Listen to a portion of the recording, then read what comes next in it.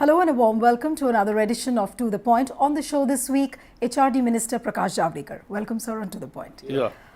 So the occasion of 70 years of independence, we are entering the 71st year of independence. Are we free in the real sense? Yeah, we are free to a great extent. In a way, we have achieved many milestones in last 70 years. And as our Prime Minister is always generous and always says that we have achieved is total of efforts of all the previous governments together. But now there is a focus. And now we know what remains to be done.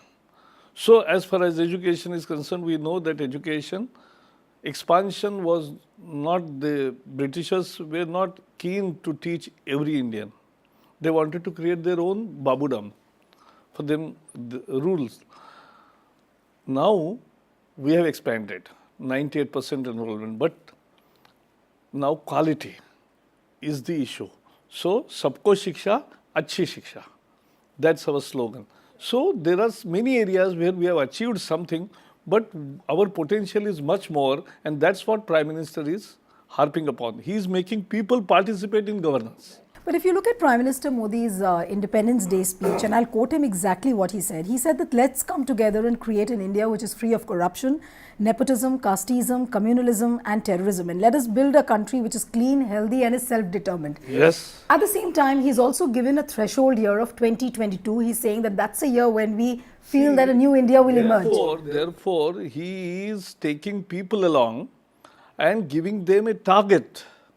Like he says, 75 years of Quit India movement, that is 2017, and now 75 years of independence, that is 2022. So these 5 years is Sankalp se Siddhi tak, from pledge to achievement. And what are those things? He has highlighted those very clearly. Freedom from corruption, freedom from filthiness, dirt, uncleanliness, freedom from terrorism, freedom from poverty, freedom from casteism, communalism, and freedom from corruption. I think he has highlighted targets. He is goal setter, and he has set goal for the country very vividly, and these are national goals. I think he is continuously creating, while speaking in Parliament, he said, there are certain issues where we need not be indulging in politics. So there are national agenda, and he has put national agenda before the nation. But when Prime Minister gives this aspirational dream for the entire country for 2022, at the same time you have opposition voices like Mr. Anand Sharma, who today said that the unfinished task is still there, which has not been even completed since the last 70 years. Why are we talking of 2022? How would you really silence these voices? No, because there is nothing to be silenced about. We must, low aim is crime. So we are putting up a high aim, which is good. That's why you excel. If you put a very mild target, then there is your efforts will be much less than what you can. And therefore, to excel in your efforts and to fulfill a concrete dream, and this is not impossible. So getting freedom, and he again once again struck a very important issue, that the young generation, he believes in that young generation to be the part of the whole change story. Therefore, he said that the new millennium voters for 21st centuries, those who are born in year 2000, will become voters in 2018. So, he is focusing them that all the youths has a role to transform the country from a non-tax compliant society to a tax compliant society, from a caste society to a less caste society, from an unclean society to a clean society, from a corruption-laden society to a corruption-free society. So that's how, with systemic change, with technology, and with huge participation of people and particularly youth, he wants to make that transformation happen. There is no doubt about the intentions of the government and the way Prime Minister Modi has been talking about encouraging the youths, taking the country forward towards a new India. But at the same time, there are a lot of challenges which are faced by the government. Talking about one challenge in particular is unemployment. How does the government really work on this particular challenge? Because whatever reports which have come so far, for example, the World Employment and Social Outlook report, and the way we have seen the slumping in the manufacturing sector, layoffs in the IT sector. There is no real layoff in IT sectors. IT sector has a peculiar situation where they retrench some people, retrain some people, and recruit many more people. So it's a normal cycle of IT industry. It's a peculiar industry. As far as the slump or the manufacturing sector is concerned, our growth is in service sector. We ourselves is a great nation with greater demand, with more prosperity, and therefore with 7% growth constantly achieved, we are a growing economy, and therefore there is an internal generation of demand. To fulfill that demand, you have to create people around for all kinds of services, and that's what is on, and there are tens of millions of jobs created in last 3 years. Prime Minister Modi also said that let's make India into a nation of job creators and not job seekers. How would you really put this statement into perspective? Because he wants to bring society out of the mental mindset of government jobs. Okay. So he wants to say that you are capable to provide jobs to others. So Mudra, he mentioned today also twice that Mudra is a 4 lakh crore pumped into 7 lakh crore hands with amount without guarantee, and that they have given to create new employment opportunities, and the people have created. People have expanded their own small businesses, and that's the way forward, because government jobs will always be very small, minuscule, and the organized sector job profile is changing, and therefore the jobs will be created in service sector and in agriculture also, with, and he emphasized with water irrigation, Prime Minister irrigation scheme, that is very important, and so he is creating jobs in all fields. We have seen that opposition has always targeted the present government, saying that they are not paying attention much to the job creations, and they are actually shepherding the country towards becoming a breeding ground for anger and frustration. No. Actually, it's exactly an opposite situation. The opposition parties have lost the plot. They have lost the connect to the ground, and therefore what they are missing is the real action which is happening over the grounds, because when India is becoming digital, millions of jobs are created in digital India. When Make in India happens, you are creating millions of jobs in all kinds of services and small businesses. Then SMEs growth is a real growth story, and which is employing very fast people. If Khadi, for instance, is becoming a 50,000 crore conglomerate in a way, it is creating jobs for millions. So everything is changing around, and therefore jobs in all sectors are increasing actually. If you look at the McKinsey report has come in, and it's very right. They have pointed out in which sectors these jobs are created, and in each sector, when you have 118 crore Aadhaar, that is also part of Digital India, that creates jobs, millions of jobs in that.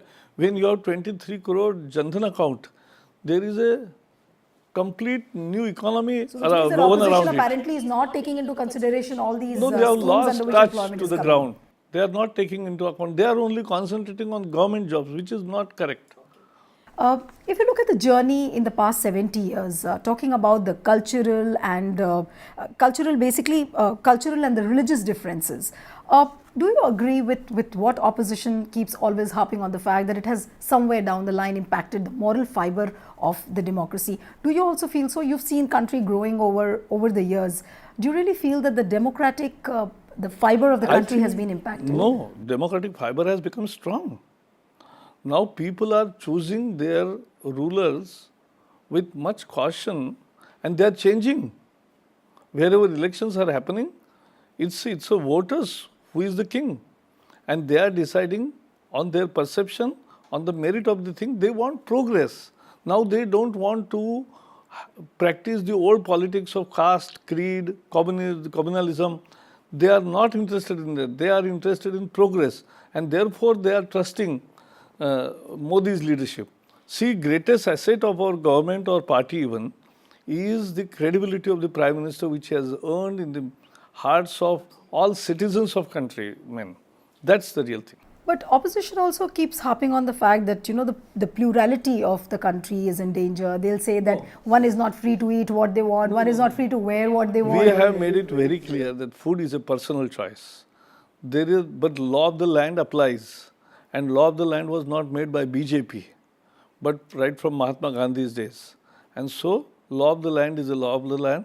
And therefore, that we have made very umpteen time clear. And today, even in Independence Day speech, Prime Minister has very clearly said that आस्था के नाम पर कोई हिंसा करे वो बिल्कुल बर्दाश्त नहीं है. तो ये we are a tolerant society. What is India's ethos?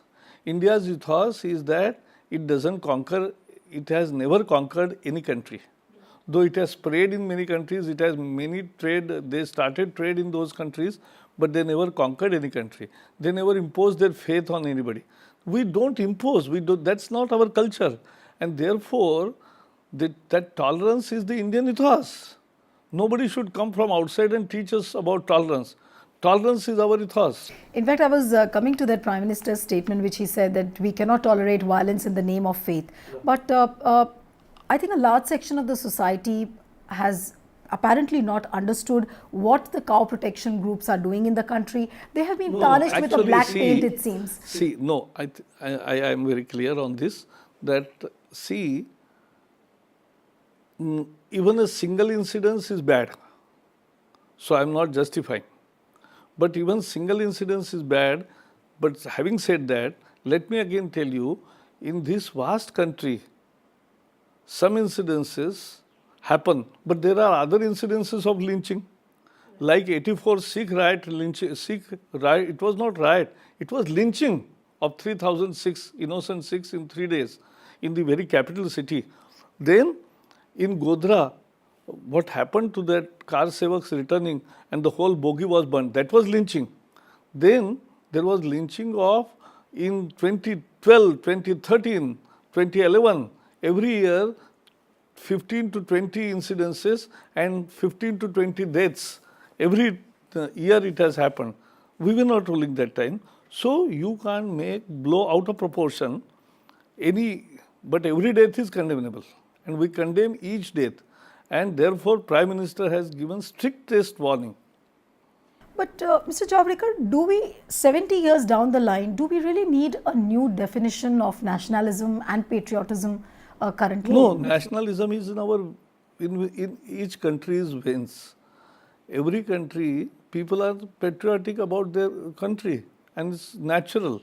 So is our country. And so nobody is teaching anybody patriotism. Nobody is teaching. Nobody is imposing. But everybody is patriotism, and people are expressing their patriotism through various methods. And that's good, survives. What I don't understand is that if you look at the political narrative of the country, the way it evolves, the moment Prime Minister Narendra Modi says something, opposition will come down heavily saying that, look, there is polarization through patriotism, there is polarization through nationalism, and that is the kind of political narrative which evolves. It's actually unifying. It's not dividing the country. It's unifying the country. And therefore, come out of that Rajya Sabha narrative, Rajya Sabha TV narrative, and then you will really find a world which is much plain and simple. Talking about the journey of the last 70 years as far as sanitation goes, of course, there has been a domestic and a global buzz if you talk about the Swachh Bharat campaign. But what are the biggest challenges if you really want to make the country open defecation free? But that is happening, and now people are participating. I was last month in Orissa, and there were more than 10,000 tribal girls in a hostel, and I talked to all of them that, have you gone back to your home in the vacation? Yes. How many have convinced their parents to have toilet in their house? And there were thousands, hands raised, and I heard at least 20 stories of them. So it has become a people's movement. See, my whistle badge has become a symbol of that movement. Students from all ages get up early in the morning at 4 o'clock, take whistle, and then blow whistle when they find somebody defecating in open. So they are creating an atmosphere, they are creating the pressure. And therefore, it's not only Amitabh Bachchan creating the pressure in advertisement, it's actually happening on ground. Therefore, 160 lakh, nearly 1/4 and more villages have become open defecation free. That's a real success. But there is no two ways about the fact that a good sanitation is always becomes a foundation for a good and robust health system. See, we have to clean our water, we have to clean our air, we have to clean our environment by having proper waste management. Now we have put, I was environment minister, we have put in place waste management rules, we have put emission rules in place, and so we are ensuring that there will be cleanliness. But after all, cleanliness is a mindset change also. We are individually clean, but publicly we are not that clean. Now he changing the mindset to become publicly also a clean country. But don't you think that that is the most difficult job, changing the mindset of the people? That's the challenge, and that's what he likes to take. That's what he likes to take. He changing. See, for a popular political, to play popular politics, you don't ask any mindset change and people will always be happy. But he's asking difficult things to be done and people are participating. But despite all the drive on cleanliness, we still see some dark corners in the country, like what has just happened in Gorakhpur, Japanese encephalitis, where children are dying. See, 1 minute. Health, we were nowhere in the world's map. We have achieved too much. But still, there is much to be desired in many states. The precarious health conditions.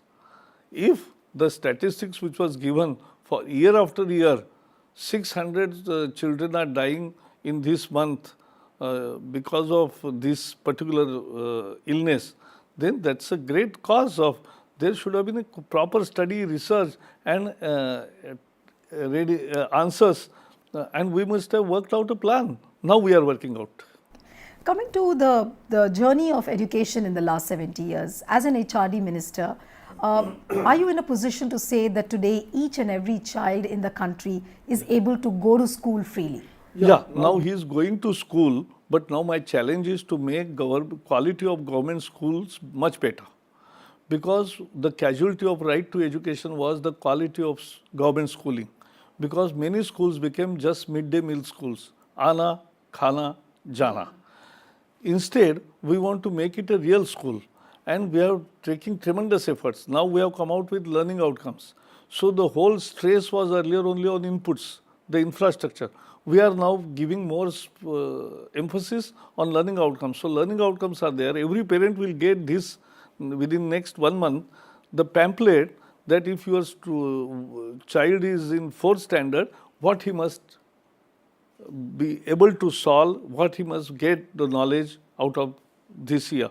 And therefore, everybody will be made accountable. Teachers, students, parents, schools. So all will become responsible. Second, we have introduced the bill in Parliament to change the no detention policy and bring in examination at 5th and 8th.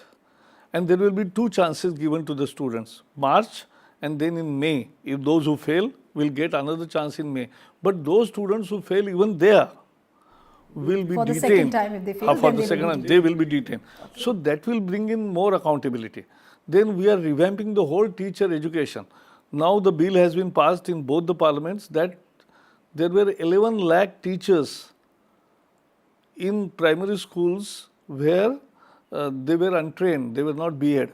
So we are giving training through Swayam and Swayam Prabha, offline and online, training to 11 lakh teachers within next 2 years, and we will have all 11 lakh B.Ed. Those who will do study, they will get results, and those who won't will lose their jobs. So is there a way how you will do appraisals of the teachers? Yes, it's a regular examination by NIOS. It will be regular examination, but the lessons, the lecture, tutorial, material, the midterm exam, all will be done on these things. In higher education also, we have done 2 major bills. This year, Parliament has passed IIM bill, which means giving complete autonomy to Indian Institute of Management. Because I believe, Prime Minister believes that unless we try and start trusting our best brains. Whom you will trust otherwise? Regulation is not the answer. Answer is giving freedom for even children as a parent. Unless you give them freedom and trust them, they won't grow to their natural optimum scale. And therefore, we are giving complete freedom to, and we are creating 20 world-class universities. These 20 world-class universities, 10 in private sector, 10 in public sector, will create a new atmosphere in higher education where research and innovation will be the keywords, and where freedom they will get. And we are also reforming UGC to give graded autonomy. So these are n number of good initiatives in education sector. The essence in schooling is to improve the quality, and in higher education it is improve the research and innovation, so India becomes sustainably prosperous. But when you talk about research, innovation, upgradation, of course, a lot of money is needed. Yes. And people generally talk that, education is never given a priority in terms of fund allocation. No, but now we are given.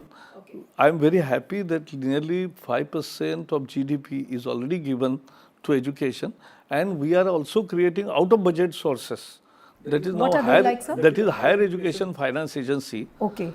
Where the budget is giving just 2,000 crore rupees, but in debt instruments from market we will leverage through these 2,000 crore, 20,000 crore rupees, and put in. It has started application, and the applications we are processing now.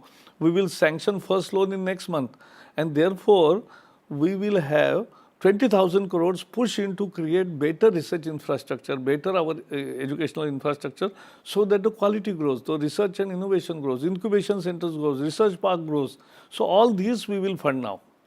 It's the 7th year of the implementation of the Right to Education Act, but still there are many, some schools and villages which are here and there in some corners, they will be found to flout the rules. So do you have a kind of a penalty system for these kind of schools which are... We are, instead of penalty, we are incentivizing good schools and good practices. We want to motivate teachers. We want to put on them a responsibility of making their school better, giving them a competitive atmosphere to make their schools better. Therefore, I organized 5 Shikshan Manthans in which good teachers were called, good headmasters were called, those who have transformed their schools, and now go wherever there are good efforts in Andhra, in Telangana, in Maharashtra, in Rajasthan, the government school, their people, students are returning from private schools to government school, back to government schools. So that's how there has to be a healthy competition. But Mr. Javrikar, I can't help but ask you a question which I think all the mothers of the country would want to ask. What about the exorbitantly high fees which are charged by the public schools? Therefore, no, public school is... 60,000 a trimester. No, but I'll tell you. See, this is again, I want to make, my answer is very simple. I want to make my government school best, and within next 2-3 years you will see a dramatic change happening in our government schooling. So any poor person need not invest any money into education. They can definitely safely send their children in government schools. That's first. Second, as far as the government school in private is concerned, we don't want to regulate from our side. What we want to do is issue and guidelines where we are saying that there should be complete disclosure of your balance sheet and income and expenditure account. Then fees should not rise arbitrarily. There can be CPI, whatever inflation rate plus 2 or 3% every year increase, and there should be no hidden cost. There should be fees and other charges all explained in the beginning to the parents. If they agree, they will get admitted their ward to your school, otherwise they find other schools. And I am ensuring that there will be more and more competitions, and fees will be lowered because of competition, not from government schools, but even by many private schools competing within. So according to what you're saying, we should be prepared to send our children to the world-class government schools, as you say, in 3 years' time. Absolutely. Okay. Yes. One last question before we wind up the interview, and that was 70 years down the line, when you look at the society, have we been really successful in creating a gender-just society? For example, I'll just give you small examples. When a woman is walking on the road, there are people who say that a woman should not wear this, A woman should not talk to a male. A woman cannot work late night. Now, this is one This area. is the mindset. I'll tell you. And the adjective which is used for a woman is that she's a buri ladki. तो इसीलिए the real challenge in our society, changing the society itself. It's a changing of mindset which is the most difficult. And so gender sensitization will be a main part of our curriculum. And gender sensitization through practical things. I want to see girl students sitting in front and male students sitting at the back. That's also, see, there will be a girl student who will be monitor of the school class. Right from that level, when you inculcate. Then again, Mr. and Javadekar, again- she'll be labeled as a bully in the class. No, but I'll tell you, after all, Prabodhan has to be done not of the girls, but of the boys. And therefore, parents' education will become important in now educational reforms, because it is the parents who create a mindset in the boys that how they look to the girls.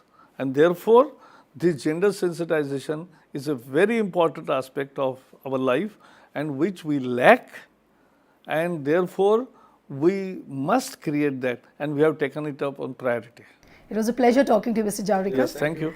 So that's it on this episode of To The Point. See you next time with another personality. Goodbye and thanks for watching.